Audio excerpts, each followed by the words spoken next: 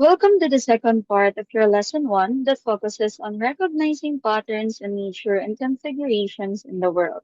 This time, you are expected to identify the Fibonacci numbers in nature and art, and also be able to draw one of your own. Before we proceed with our lesson proper, I want you to look at the numbers you have on your screen. You have these number ones on the side, correct? And in the middle, we have these numbers. Do you think they are randomly selected numbers? Where do you think this number is coming from? Great observation, students. I want you to look at these numbers now as if there are diagonal lines that pass through them. So to avoid confusions, let us name the first line. This is the first line, F0.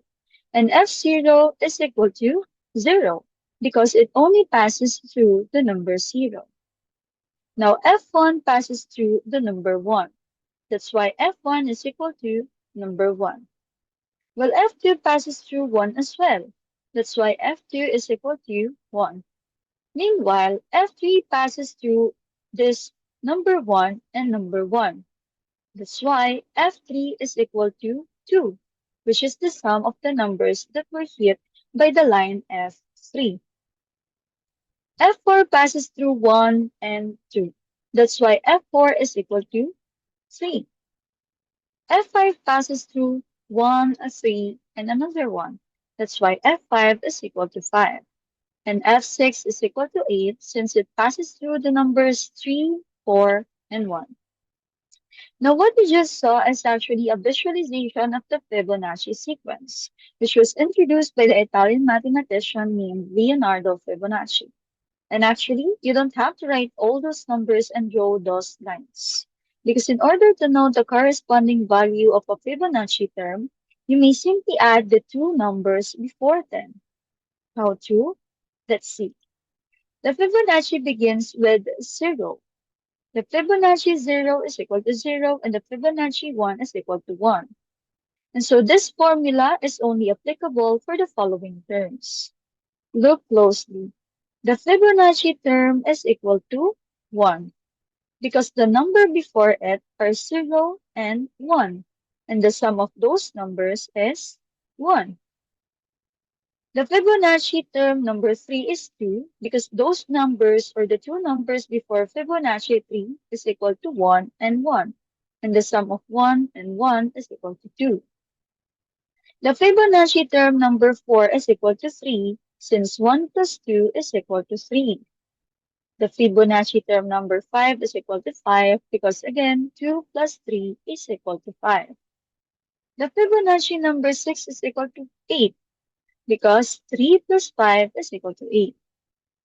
Now, can you guess our Fibonacci term number 7? Very good.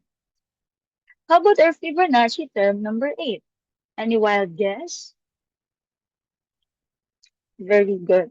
Now you might be thinking, if these numbers even make sense when they look like random numbers, so I want you to see these instead. No magic, just math. Let's assume that each Fibonacci number have a corresponding square. The size of the square is equivalent to the value of the Fibonacci term. For example, the Fibonacci number of the Fibonacci term 0 is equal to 0. So there's no measurement. But the Fibonacci number 1 is equal to 1. So let's have a square whose measurement is 1 centimeter. The Fibonacci number 2 also measures 1 centimeter. Meanwhile, the Fibonacci term number 3 is equivalent to 2 centimeter. So from this corner to this corner, since there is 1 centimeter in here and 1 centimeter in here, 1 plus 1, again 2. So the Fibonacci term number 3, the square for that should be from this corner up to this corner. There. Now the Fibonacci term number 4 is equivalent to 3. So 3 centimeters square.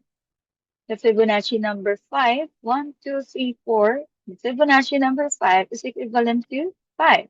So 5 centimeters square. The Fibonacci number 6 is equal to 8. So 8 centimeters square. The Fibonacci number 7 is equal to 13. The Fibonacci 8 is equal to 21. And the Fibonacci 9 is equal to 34. And the Fibonacci 10 is equal to Wow, 55. Now, let me just zoom it out a little so then you can appreciate it better.